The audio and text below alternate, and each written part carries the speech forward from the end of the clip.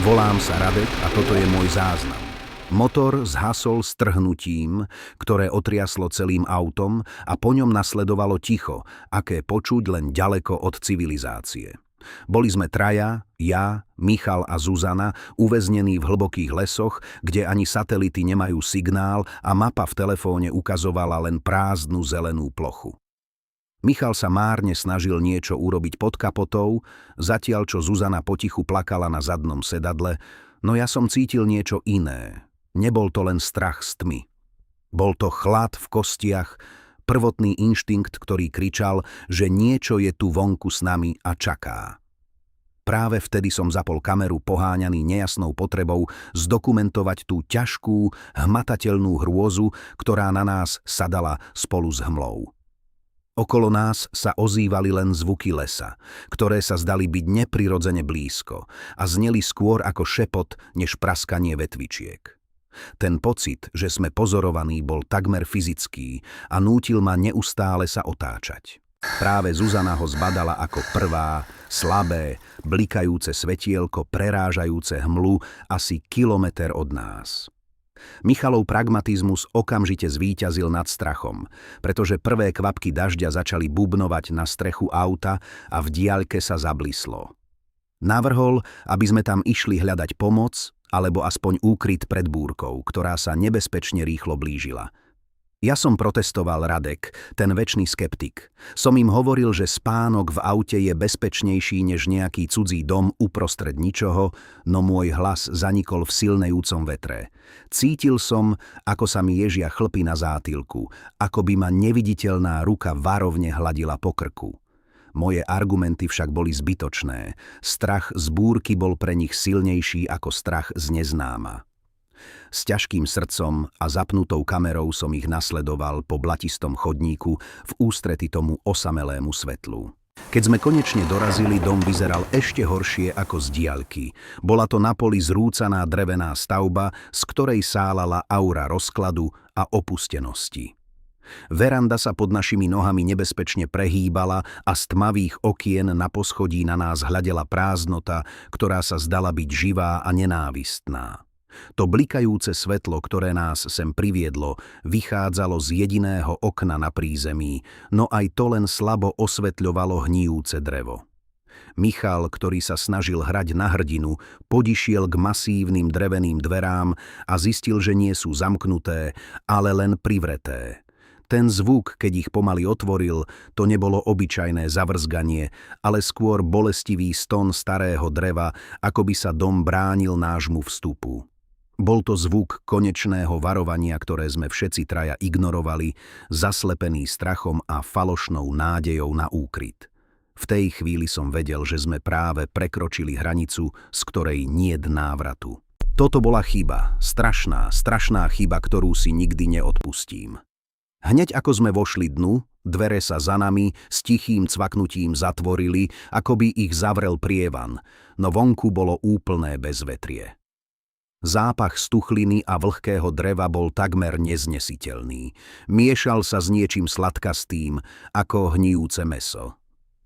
Michal so Zuzanou sa hneď vybrali preskúmať miestnosť so svetlom, ale ja, Radek, som zostal stáť v tmavej chodbe, neschopný pohnúť sa ďalej. Ten chlad nebol z búrky vonku, bol to chlad, ktorý prichádzal zvnútra, zo stien tohto prekliatého miesta. Zapol som si nočné videnie na kamere a otočil som ju na seba, aby som nahral toto varovanie, tento dôkaz mojej vlastnej hlúposti. Počujem ich hlasy z vedľajšej izby, ale znejú vzdialene a skreslene, ako by prichádzali z iného sveta. Nemali sme sem nikdy vojsť, mali sme zostať v tom aute a radšej zamrznúť. Vnútri nás privítal len prach a ticho, tak hlboké a ťažké, že mi z neho dunelo v ušiach. Vzduch stál nehybne, presítený pachom vlhkej hniloby a zabudnutých 10 ročí, ktoré sa tu zrazili do jedného momentu. Každý môj nádych bol hlasný a rušivý, ako by som porušoval nejaký posvetný pokoj mŕtvych, ktorí tu stále prebývajú. Práve keď som si začínal myslieť, že sme tu skutočne sami, ozvalo sa to zhora. Radek, počul si to, Ozvalo sa mi v hlave, zreteľné, pomalé, vrzgavé kroky na poschodí priamo nad našimi hlavami. Michal len mávol rukou a zamrmlal niečo o zvieratách alebo starom dreve, no ja som vedel, že toto nebolo praskanie trámov. Bol to rytmický, rozvážny krok niekoho, kto presne vedel, že sme prišli na návštevu a teraz nás spokojne očakáva. Ignoroval som Michalove pokusy o upokojenie, pretože moje zmysly boli napnuté na prasknutie a čoskoro zachytili ďalší zvuk. Tentoraz to bol tichý, suchý šepot, ktorý sa niesol z pootvorených dverí vedľajšej izby, pripomínajúci šuchotanie suchého lístia. Bolo to nezrozumiteľné, no intonácia bola nepopierateľne výsmešná a chladná. Kým sa Michal opäť snažil nájsť logické vysvetlenie, môj pohľad padol na stenu v hale, pokrytú starými, vyblednutými fotografiami v popraskaných rámoch. Bola na nich zobrazená rodina, otec, matka a 2 deti, no pri pohľade zblízka mi v žilách stúhla krv. Tvár každej jednej osoby na každej jednej fotografii bola brutálne, zúrivo vyškriabaná ostrým predmetom, zanechajúc len hlboké ryhy v papieri. Radek, ty blázon, prestaň sa na to pozerať, kričal som v duchu, no nedokázal som odtrhnúť zrak od tej zmarenej minulosti. Zuzana, ktorá doteraz len ticho stála v rohu a zvierala si ruky, zrazu ostro vykríkla, no bol to skôr zadusený výdych plný čistého desu. Okamžite sme sa k nej otočili a ja, Radek, som videl, ako sa celá trasie a trasúcou sa rukou ukazuje na veľké, zdobené zrkadlo visiace na protiľahlej stene. Tvár mala bledú ako krieda a oči vytreštené od hrôzy, ktorá sa nedala predstierať. Koktavo zo seba dostala, že videla niečo stáť priamo za ňou vo svojom odraze, len na zlomok sekundy. Opísala to ako vysokú, tmavú postavu bez tváre, ktorá sa nad ňou skláňala, ako by jej chcela niečo zašepkať do ucha. Ten okamih, keď jej hlas preskočil od paniky, sa mi vypálil do pamäti ako rozžeravené železo. S Michalom sme sa okamžite vrhli k zrkadlu a srdce mi búšilo tak silno, až som mal pocit, že mi prerazí hrudný kôš. Pripravoval som sa na najhorší pohľad v mojom živote, na potvrdenie, že nie sme sami a že to, čo nás sem vlákalo, sa nám konečne ukáže. Ale keď som sa pozrel do špinavého skla, nebolo tam nič. Vôbec nič. Len naše 3 postavy, zdeformované a zrnité v odraze starého zrkadla. Zuzana vzlikala za nami, prisahala, čo videla, no dôkaz neexistoval. A práve tá absencia, tá desivá prázdnota na mieste, kde mal stáť prízrak, bola 100-krát horšia. Vtedy som to pochopil, Radek, toto miesto sa s nami len hrá. Pomaly nás trhá na kusy, ničí našu myseľ a ja som videl len náš vlastný strach, ktorý sa nám odrážal v očiach. Stratili sme sa. Nie v lese, ale v dome, ktorého geometria popierala akúkoľvek logiku a zdravý rozum. Chodba, ktorou sme práve prešli, sa za našimi chrbtami natiahla do nekonečnej tmavej priepasti a aj obyčajné dvere sa s nami kruto hrali. Zúfalo som sa snažil držať Zuzany a Michala, no stačil okamih nepozornosti. Jediné žmúrknutie a boli preč. Zmizli v bludisku, ktoré sa okolo mňa neustále menilo a preskupovalo svoje steny. Volal som ich mená, ale odpoveďou mi bolo len skľučujúce ticho a praskanie starého dreva. Ten dom nás rozdelil zámerne, vedel som to, chcel nás izolovať a pohltiť jedného po druhom. Po hodinách blúdenia som siahodl po kľučke a vošiel do izby, ktorá mi okamžite stiahla hrdlo ľadovým zovretím. Bola to detská izba, no vyzerala ako mauzóleum zabudnutých snov a detskej radosti. Všade ležali rozbité a zohavené hračky, bábiky s vypichnutými očami a autíčka bez koliesok. V strede miestnosti stál osamelý, drevený hojdací kôň, ošúchaný a pokrytý hrubou vrstvou prachu. Zatiaľ, čo som nehybne stál vo dverách, kôň sa s prenikavým vrzgnutím začal pomaly hojdať dopredu a dozadu. Ten rytmický, monotónny zvuk bol ako tlkot srdca niečoho mŕtvého, čo sa práve prebudilo. Cítil som na sebe pohľad, chladný a zlomyselný, ktorý nevychádzal z žiadneho konkrétneho miesta. To monotónne vrzganie koňa preťal výkrik, ktorý mi takmer zastavil srdce. Bol to Michalov hlas plný čistej hrôzy. V momente som zabudol na svoj strach a vyrazil z izby, bežal som chodbami, ktoré sa zdali byť proti mne a neustále menili smer. Zúfalo som na neho kričal, búchal na každé dvere, no dom sa mi len vysmieval tichom. Konečne som ho zbadal na konci jednej z chodieb, ako pokojne stojí a pozerá na ošarpanú stenu. Keď som k nemu dobehol a chytil ho za rameno, otočil sa ku mne s tým najčudnejším, neprítomným úsmevom. Spýtal som sa ho, čo sa stalo, ale on len pokrútil hlavou, ako by sa nič nestalo, no jeho oči boli desivo prázdne, ako dve čierne studne bez života. Nechal som Michala stáť v tej chodbe a cúvol som do vedľajšej miestnosti, ktorá pripomínala malú, plesnivú pracovňu. Na zhnitom stole ležal otvorený zošit, starý denník zviazaný v koži, ktorý priťahoval môj pohľad ako magnet. S trasúcimi sa rukami som ho zdvihol a začal čítať kostrbaté detské písmo, patril chlapcovi menom Pavol. Písal o osamelosti a o novom kamarátovi, ktorého volal Tieňový muž a ktorý ho nútil hrať rôzne hry. Zápisky boli čoraz zúfalejšie, hry sa stávali krutejšími a Pavol písal o strachu, že prehrá. Zalistoval som na poslednú popísanú stranu, kde bolo len jedno jediné slovo, naškriabané s obrovským tlakom. Prehral. V tej chvíli mi došlo, že sme sa stali figúrkami v rovnakej chorej hre. Zuzana bola preč. Jednoducho sa vyparila v bludisku chodieb tohto prekliatého miesta a ticho, ktoré po nej zostalo, kričalo hlasnejšie ako jej posledný výkrik. Michal stál pri mne, no nebol to on. Jeho pohľad bol prázdny, pohyby mechanické, ako bábka na špagáte, ktorú ovláda neviditeľná ruka. Keď som na neho zavolal, Radek, musíme ju nájsť, len mlčky prikývol a vykročil do tmy predo mnou, ako keby presne vedel, kam ide. Vtedy, v zlomku sekundy, som to uvidel v periférnom videní, zachytené len v rohu oka. Vysokú, neprirodzene chudú siluetu bez tváre, ktorá stála na konci chodby a pozorovala nás. Trvalo to len okamih, než sa to rozplynulo v mihotavom svetle, no ten obraz sa mi vypálil do sietnice ako znamenie smrti. Vedel som, že nás to sleduje, že nás to loví a že Michal je už len prázdna schránka, ktorú to používa ako návnadu. Cítil som, ako mi ľadový pot steká po chrbte, keď som sa s trasúcimi nohami pohol za ním hlbšie do pasce. Michal bez zaváhania zamieril k pootvoreným dverám, z ktorých sálal chlad a pach vlhkej hliny, čo neklamne viedli do pivnice. Ja, Radek, som sa zastavil na prahu. Srdce mi búšilo až v krku pri pomyslení, že mám dobrovoľne zostúpiť do útrop tejto nočnej mori, do miesta, kam nikto pri zdravom rozume nevkročí. Každý inštinkt vo mne vrieskal, aby som utiekol, no myšlienka na Zuzanu, samu v tej tme, ma prinútila urobiť krok vpred a nasledovať tú prázdnu schránku môjho priateľa. Staré drevené schody vrzgali pod našou váhou ako stonanie umierajúceho, protestujúc proti nášmu zostupu do pekla.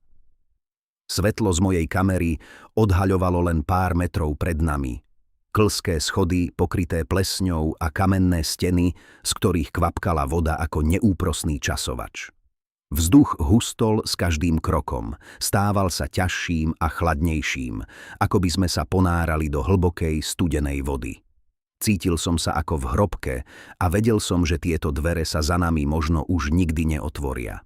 A potom sme ju uvideli, Radek, ja som ju uvidel a na chvíľu sa mi uľavilo, no ten pocit okamžite vystriedal mrazivý des. Stála v najvzdialenejšom kúte pivnice, úplne nehybne, otočená tvárou k vlhkej kamennej stene, ako by ju tam niekto postavil ako trest. Z jej hrdla vychádzal tichý rytmický zvuk, nejaké nezrozumiteľné mrmlanie, ktoré sa ozývalo v hrobovom tichu miestnosti a znelo ako modlitba v cudzom, mŕtvom jazyku.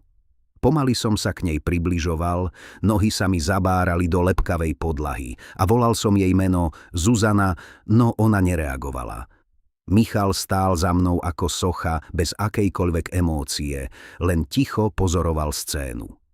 Keď som bol len na pár krokov od nej, jej mrmlanie ustalo a v tom strašidelnom tichu sa pomaly, trhane začala otáčať ku mne.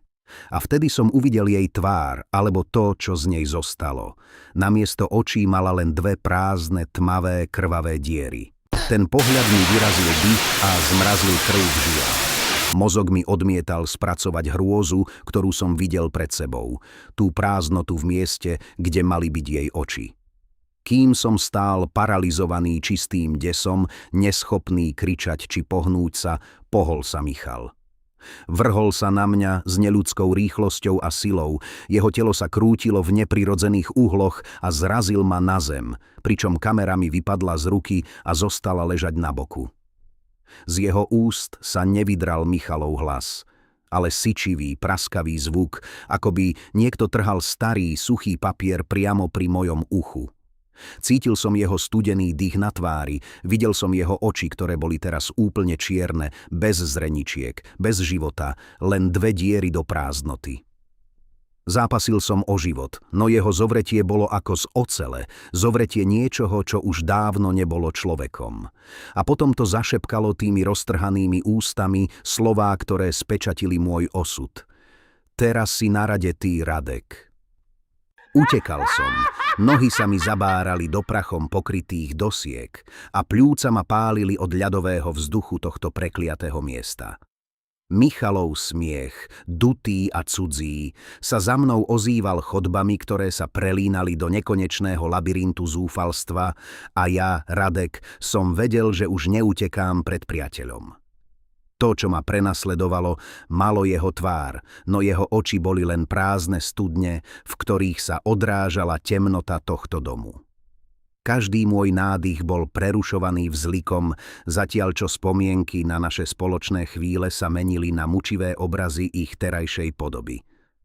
Už to neboli ľudia, boli to len ozveny, bábky, ktorých nitky držal v rukách tento dom a hral sa s nimi ako s hračkami. V tej chvíli som si uvedomil, že smrť by bola vykúpením, no toto miesto neponúkalo také jednoduché východisko. Toto nebol hon na život a na smrť, bola to hra o moju dušu. Našiel som malú komoru pod schodiskom a vrazil do nej, pričom som za sebou zúfalo zabuchol ťažké drevené dvere a zaprel ich starou komodou. Moje telo sa nekontrolovateľne triaslo, keď som sa zosunul na zem a vytiahol túto kameru, môj jediný tichý svedok.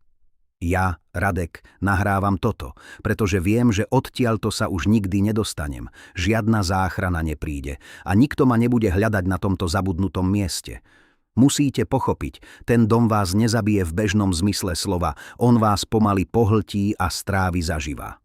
Stanete sa len ďalšou vrstvou jeho plesnivej tapety, ďalším tichým šepotom vo vetre, ktorý sa preháňa jeho prázdnymi chodbami.